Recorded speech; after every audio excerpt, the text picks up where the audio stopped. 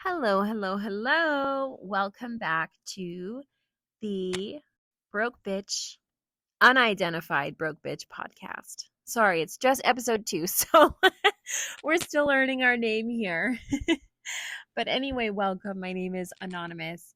And on this podcast, we talk about my personal finance journey. I have $40,000 worth of consumer debt that I am actively working to pay off.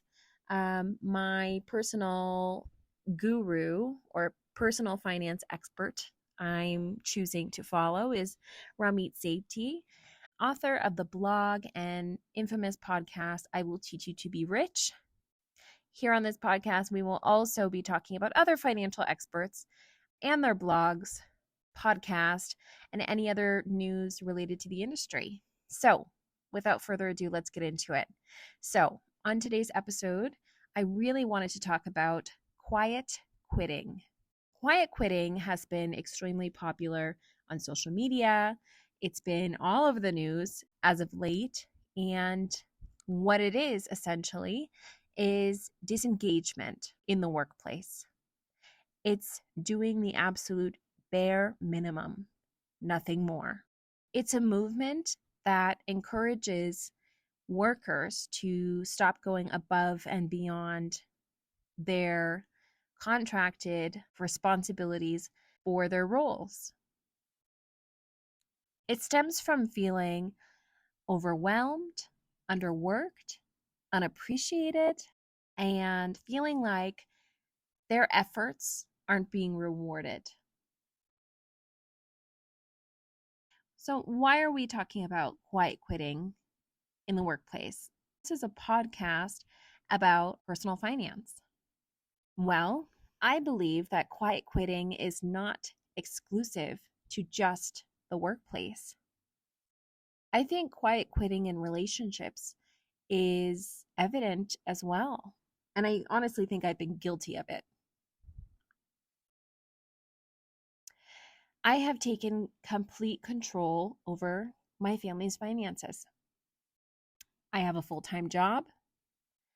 I have a freelance business. I run a separate business, and all of those things were completely foreign to my partner. In many ways, I felt like, he really didn't have the experience to contribute to the conversation when I asked for advice. And that was really my way of trying to include him in our finances. It didn't also help that I was the breadwinner. So I really felt like most of the responsibility was on me as the person bringing this money into the relationship to decide what we wanted to do with it or what the best way to spend it was or just what made sense in terms of financial planning. When I asked for advice and my husband couldn't necessarily deliver or just really didn't have the background, I think I got a little bit uncomfortable with that. And I think that that really stemmed from having maybe this fear of not operating within our normal gender roles, in society. Nonetheless, I took that and I started just making all of the decisions. I started to just not ask. I started to not include him. And what I think slowly turned into contempt essentially wound up as quiet quitting. It started in the financial realm and it infiltrated every other aspect of our relationship. Ramit Sethi's I Will Teach You to Be Rich podcast actually encourages couples to start the conversation together, assuming that they've been not on the same page. The very first step for a couple to be interviewed on the podcast is to fill out what's called the CSP. It's a worksheet that provides a brief overview of the couple's financial situation. And nearly every single episode, he really makes it a point to say, look, the CSP really doesn't matter. The numbers don't matter. They do, but the point was to do this together. In other ways, Rami encourages weekly budget meetings, reallocates time dedicated to relationship building, and all of that really makes sense. Some of the best and highest rated podcast episodes include ones in which their partners are actually on the same page. Episode number 87, the $400,000 in debt, and I can't say no to my kids. That episode really stuck out to me. I could really tell how much this couple was in alignment and really cared for each other. And when looking at the comments, we have no doubt that they won't take the necessary actions to better their situation for each other.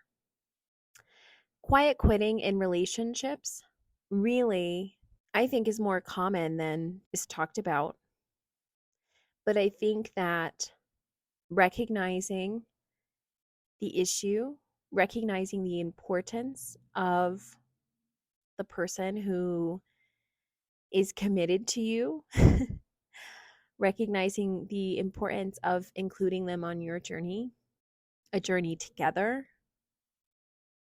is really, really imperative for improving the financial trajectory of the household. So, quiet quitting in your relationship, how's that working for you? It wasn't working for me. Start doing more than the bare minimum. Start going above and beyond. Even if that's just in the little ways, which really add up.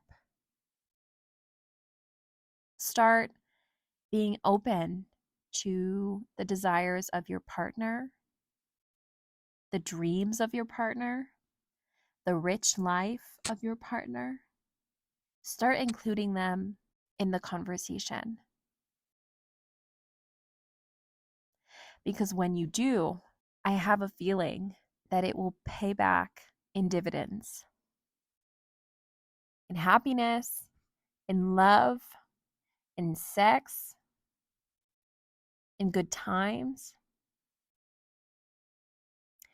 And I think companionship and respect and partnership and love is all part of our rich lives. So think about the ways that you have been quiet quitting and stop. I'll see you in the next episode.